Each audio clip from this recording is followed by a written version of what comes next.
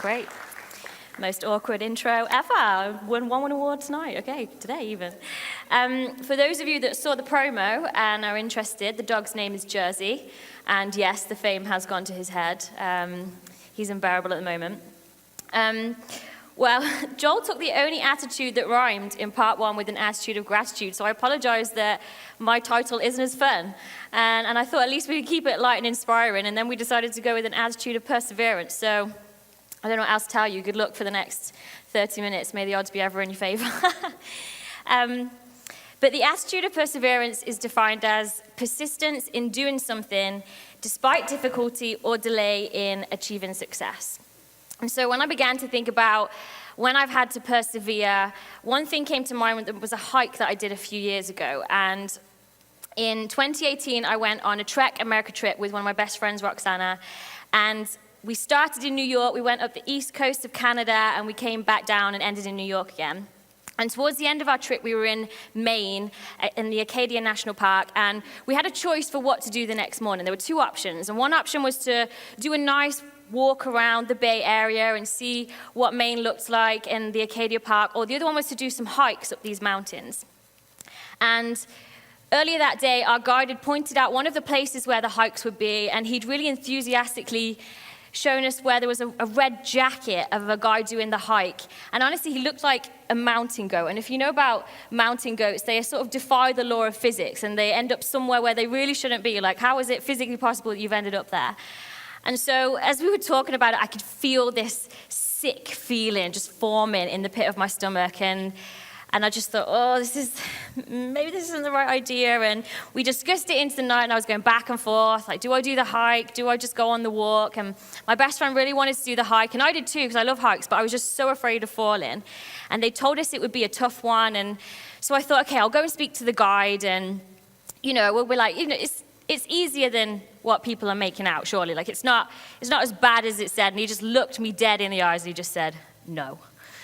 And he wasn't really the chattiest of people, but he did say that if we went on this hike, we would be his responsibility. So I was like, okay, that's a little bit of reassurance. I'll do it. And I made up my mind. I said, I'm going to do it. And so we had to get up at the ungodly hour of 5:30 in the morning. And I should have known from this point that it was a bad idea. I'm not a morning person. Ron and Laura can attest to that. I love to sleep.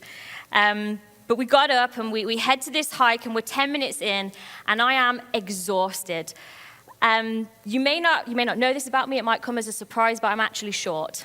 And I don't know, it says the camera adds 10 pounds. I actually believe it takes off 10 centimeters too. So if you're watching online, I'm actually bigger in real life. But I'm small, and so some of these, I was exhausted. I had to take twice as many steps as my friends, and there were points in the hike where I genuinely could not reach the next part, and Roxana had to get behind me and sort of like boost me up to reach the rocks. And I'm thinking, why am I doing this? And not only that, but our guide had just disappeared despite us being his responsibility. He just left us, abandoned us in the middle of the hike. I think there's probably some unforgiveness I still need to work through there, but there were parts of the hike that were made up with sections like this. I don't know if you can see that clearly, but there's ladders and like metal bars. There was no natural point of where you could get up, so they had to install ladders onto this hike. That's a vertical climb, and I'm getting to this point, and I'm tired, and I'm like, why am I doing this? There were poles along. They're kind of at the top, but there were poles along because it was so narrow to walk past. You wouldn't be able to walk normally, so you had to hold onto this pole and sort of scoot across. And I'm just thinking, why did I do this? I should just go back down. I should just quit. Like, I know that side is safe if I go back down again.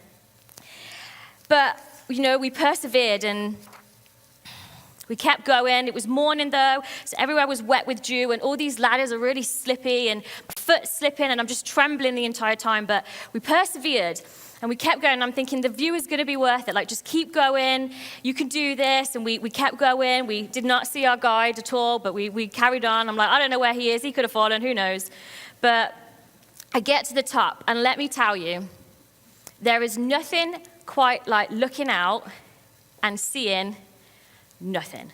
Fog everywhere. There's a picture of, like, we could be on the ground. We could actually be on the ground in that picture and you wouldn't be able to tell. And I want evidence that I've done something worthwhile. So we get to the top and I'm like, I've just climbed up ancient ladders to reach this and see nothing. I was so disappointed. I don't even know, to this day, I don't even know what the view should look like. I've refused to Google it either because I'm like, no, I was denied this opportunity. I will not look for it. And I can hear some of you say that's not really a super encouraging story about perseverance. And you're right, it isn't. And so to stick with my theme of not being fully on topic, the person in the Bible I want to talk about probably wouldn't be the first person you would think of when it comes to perseverance. But I was really drawn to Gideon for a while now, so I'm believing that God has something to say through it.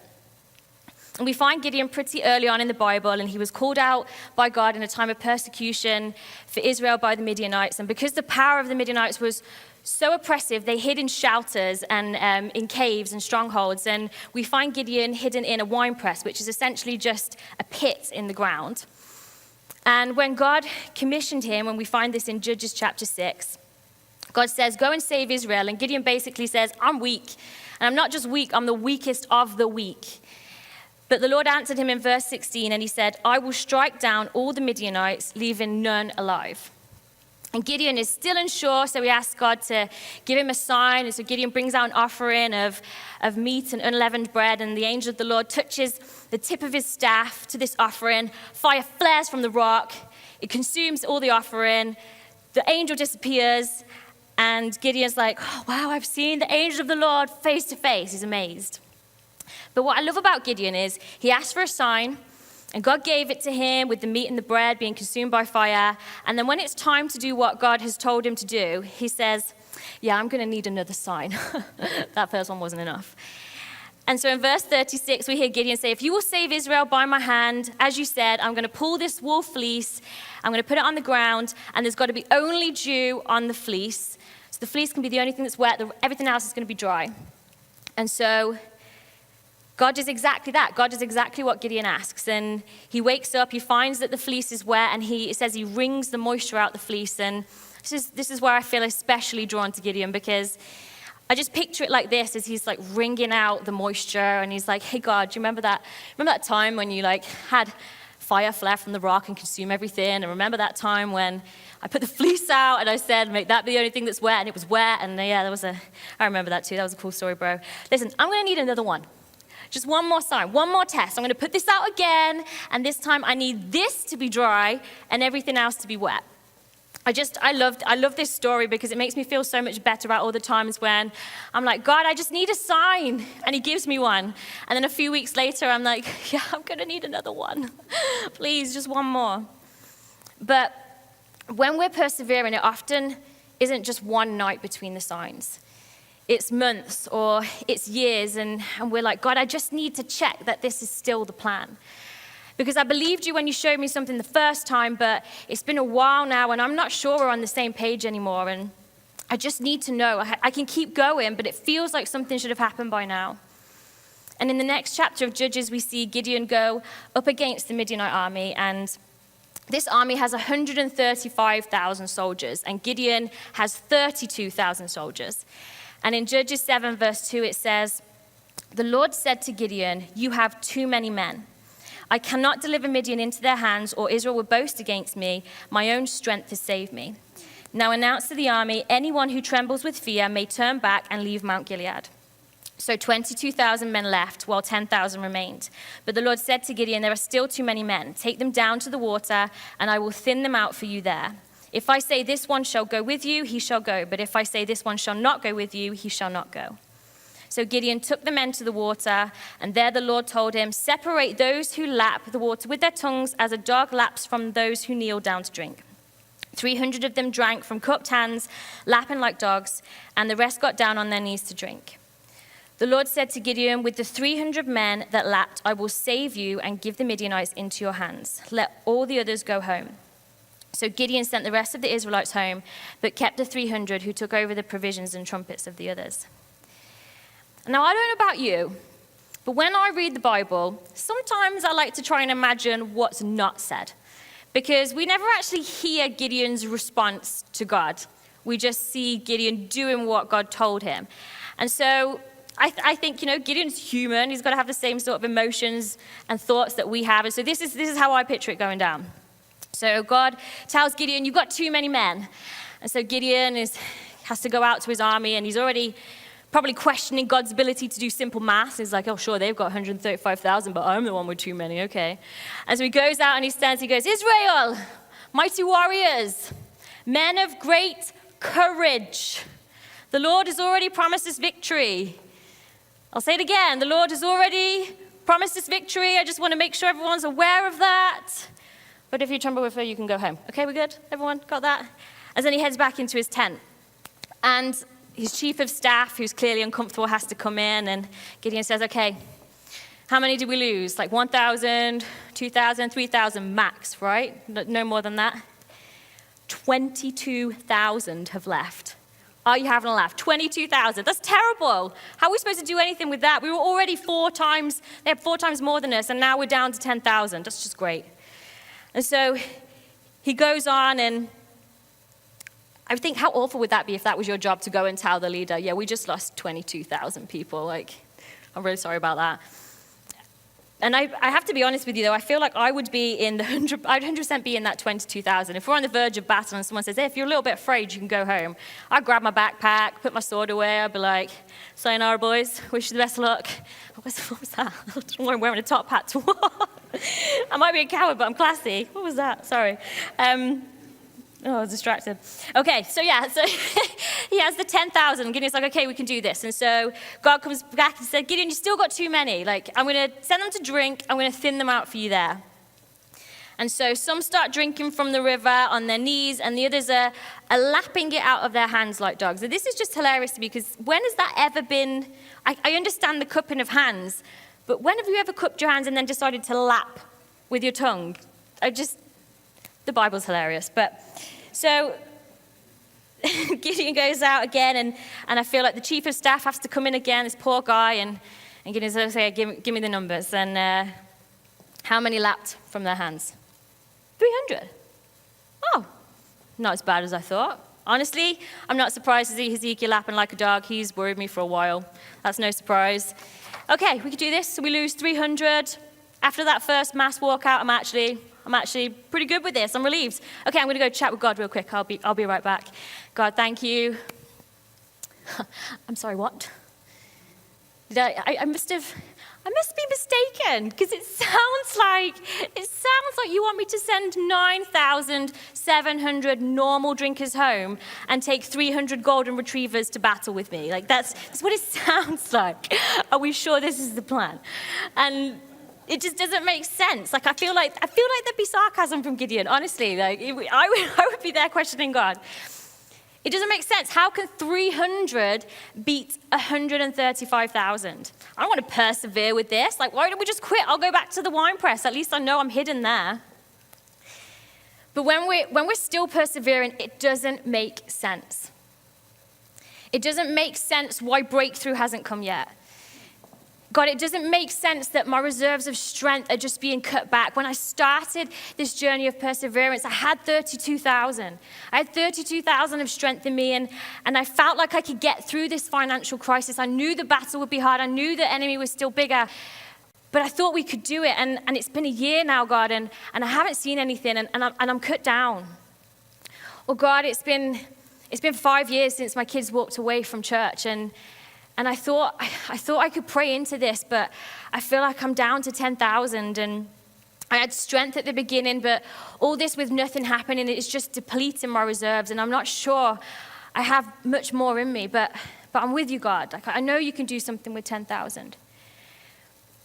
Well, God, I've been trying to break this addiction for so long, and I can't see the victory anymore because I've only got 300 left. I started up here, but now I'm at 300, and it would just be so much easier to quit. It was so much easier just to give up because my heart can't take this much longer. I don't have any strength left to give, God. That's what it feels like when we're persevering. And I don't know where you are in your perseverance journey today, but I can't be the only one that feels like my army's been cut down and my strength is lost. How can I face 135,000 with 300, God? How can I do that? It stays the same while I'm losing strength.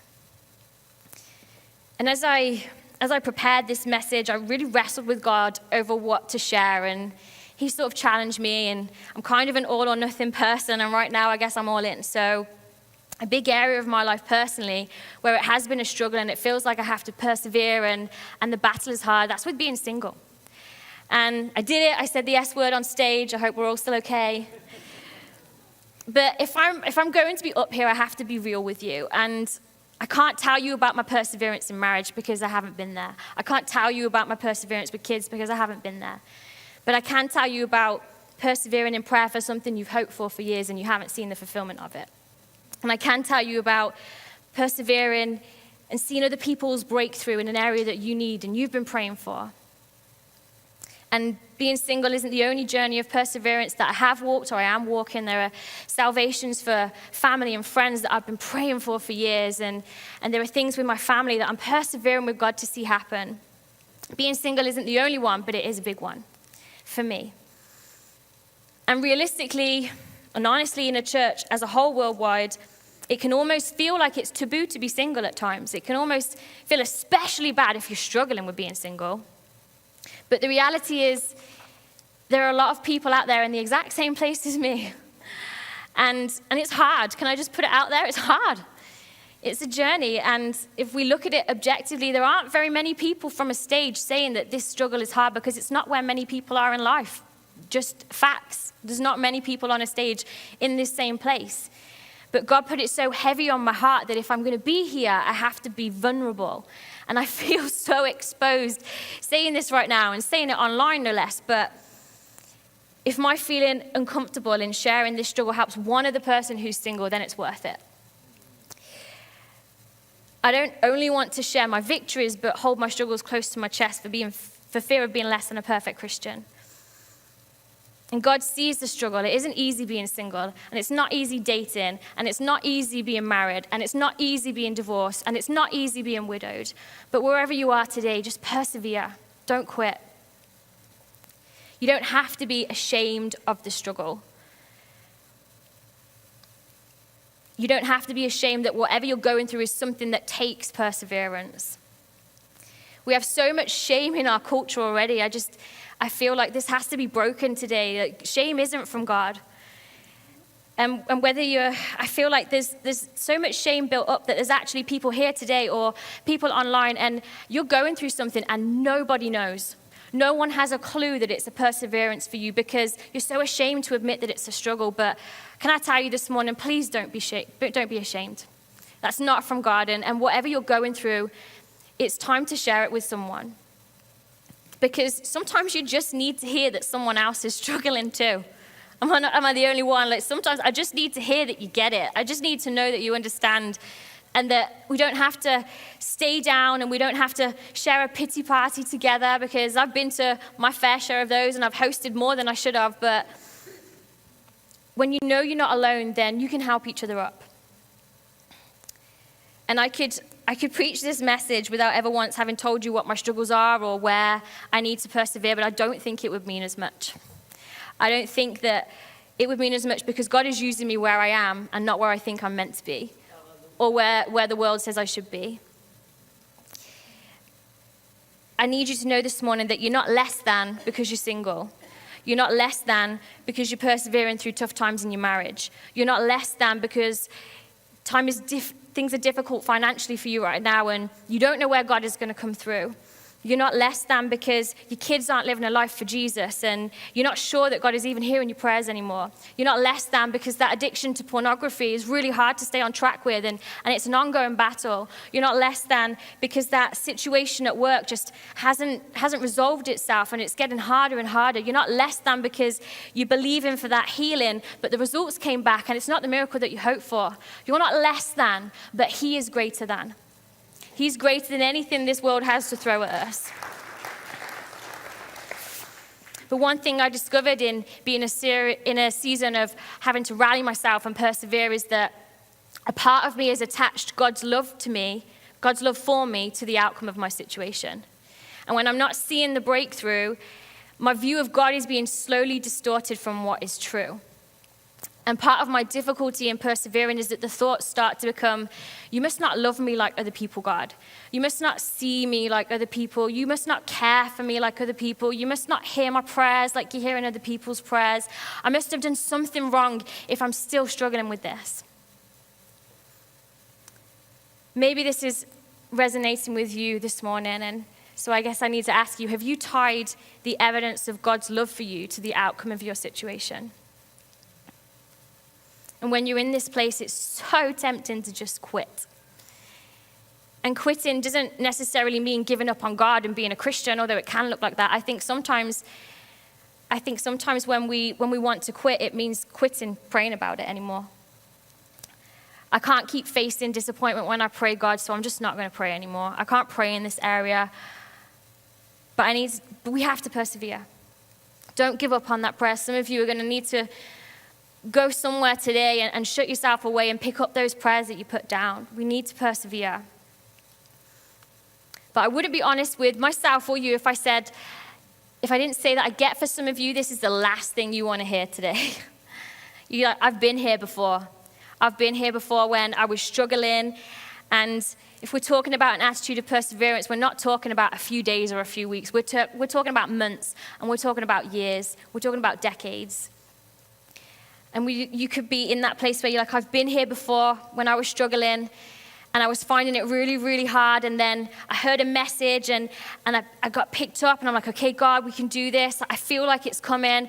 But it kept going on, and time was going on, and I didn't see you move, God, and so I'm going back down again.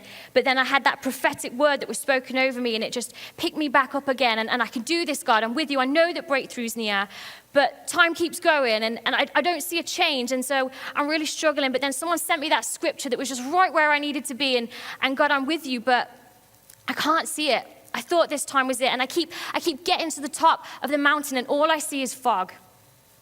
I keep getting to the top, and I'm ready for that view that's worth it, God, but it's just endless fog. I can't see the victory anymore. I was with you when I had 32,000. I believed you could do it. I even believed you could do it when I had 10,000, God. I'd been up and I'd been down, but I believed you. And now I'm at 300, and I just don't know where it's coming from. I just feel like I should just bow out now. I should just quit. I should just quit because I didn't sign up for an entire mountain range, God. I thought it was just one mountain. I didn't think I'd be up and down. But Proverbs 24:16 says, for though the righteous fall 7 times, they rise again. Amen. And with perseverance, it's not how many times you get knocked down. It's how many times you get back up. And I'd rather be the person whose run looks a little bit like this, and I was struggling, and I stumbled and I fell, but I got back up, than the person that ran further, but they quit. I wanted to give you some points today, and I'm a note-taking person. It feels great to write a number down and underline that special point, do zigzags around the outside. I really wanted to give you points, and I wrote some things down, but honestly, it just didn't feel right. The only thing that felt right was just one verse. And so if you're in a season of perseverance and you feel like quitting could just come so easily, I really pray that this verse will speak to you too. And we find it in Mark 9. And to put it into context, a man has brought his son to Jesus, and his son is possessed by a spirit. And Jesus asks, how long has he been like this? And the man answers, from childhood. This is a journey of perseverance. This hasn't been something that's just happened. This has been an ongoing thing. And they exchange, and the man says to Jesus, if you can do anything. And Jesus replies, if I can.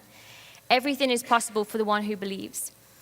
And the man's response is, in Mark 9:24, I do believe, but help me overcome my unbelief. And I feel like this just sums up perseverance for me, because it's, Lord, I believe, but help me overcome my unbelief.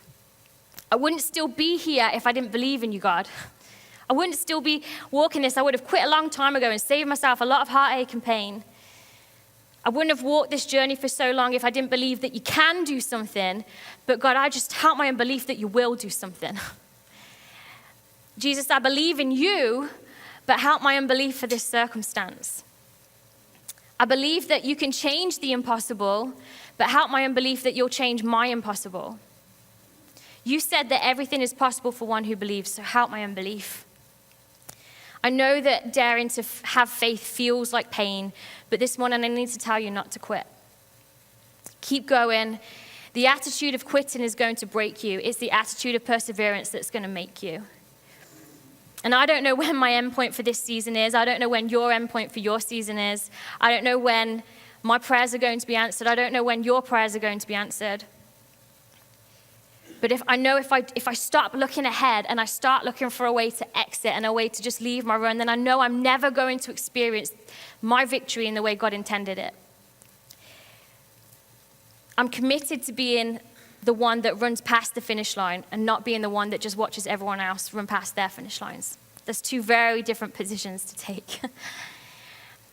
And as I prayed about this, I had a picture come to my mind, and I'm not sure if there are any Lord of the Rings fans in here. Half of you. You either inwardly or outwardly groaned, for some of you there. But I'm a really big Lord of the Rings fan. If you're a fan online, you can drop an acceptable Lord of the Rings gif in the comments. That's great. And as I was praying about this, I was praying about perseverance in Gideon's army of 300, and I just had this picture come to my mind, and it was in the second film when they're at the battle for Helm's Deep.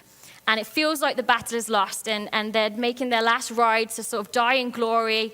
And then they look to the east as the sun is rising, and the riders of Rohan appear on the side of the hill. And I just had this thought that God was almost impressing on me, like, you need to believe that the 300 is part of those riders of Rohan. Like when you see them galloping down the hill and there's that battle cry, and the other army is still bigger, but they have the victory.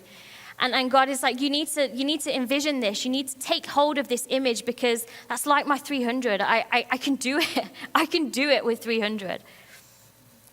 I think it's time to push on, because he will do what he said he will do. And I was speaking to my dad about this, and my dad reminded me that 300 people was less than 1% of Gideon's original army. And maybe where you are right now, you feel like you're at less than 1%. But God's going to do it. Amen. God said to Gideon in chapter 7, verse 7, with these 300 men, I will rescue you and give you victory over the Midianites. This is what it looks like. That's 300 versus 135,000. How does that even make sense? But if God said he will defeat the army with 300, he will defeat the army with 300. If God told you he would provide for your business, he's going to provide for your business. If he told you that relationship would be restored, it is going to be restored. If he told you he has a husband or a wife planned for you, then you are worth the wait. If he told you that your kids would make that prodigal walk back to church, then they're coming home. If he told you that your marriage would thrive, then your best years are ahead of you. If he told you that career would be yours, then every pushback can't hold against the armies of the living God. If he told you that that healing would come, then don't quit. Persevere. Gideon's version of the victory didn't involve 300 men, but God's did. And I don't know where you need to pick yourself back up again, but please don't quit. I know it hasn't been one hill and valley, it's been an entire mountain range of up and down, but the same God that destroyed that army is the God that is living in your life today. Hallelujah! Hey, persevere, get back up, don't be the spectator in your life, be the front runner. I believe this morning there are some finish lines in sight. I believe that there's breakthrough coming. I believe that this attitude of perseverance is going to release things from heaven. I believe it. Because why would I still be standing here if I didn't? God, I believe. Help my unbelief, because I know you can do it. You did it for Gideon, so you can do it for me. I would take God's 300 over my 32,000 any day. And I've heard it said, you don't have to know how if you know who. Hallelujah. God, as much as I want to know how you're going to do it, as much as I've had 15 plans lined up that would have worked out perfectly and you didn't take me up on any of them, as much as I want to know how you're going to bring the breakthrough, I don't have to know, because I know you're going to win. I know it's in your hands. I don't care how, because I know who. Lord, I believe. Help my unbelief. Wherever you are this morning, don't quit. Keep going. Because fog doesn't last. It gets burnt off by the sun. And as I was as I was getting ready this morning, it's so funny how God works, because I was getting ready and I listened to a group called Maverick City Music, and I always listen to their playlist, and this song came up this morning that I know I would have heard before, but I'd never heard it before. Do you know what I mean? Like, it'll have played before, but it didn't resonate with me until now, and it was called God of Midnight. And the words in it are, I made up my mind, I'll trust you, God. And as I was driving, it was early. Didn't enjoy it because it was early. But I was driving and the sun was rising, and I thought of this God of midnight, and God just brought it to my mind that, we have the sunset as the end of the day, and we have the sunrise as the start of the day. But actually, technically, the day starts in the dark. So if you're in the dark right now, believe that the day has already started and that your sunrise is coming. I want to finish by praying, and maybe today you need to hold out your hands to God as I pray and just surrender it back to him. And maybe you need to pick up those prayers that have been too painful to pray for.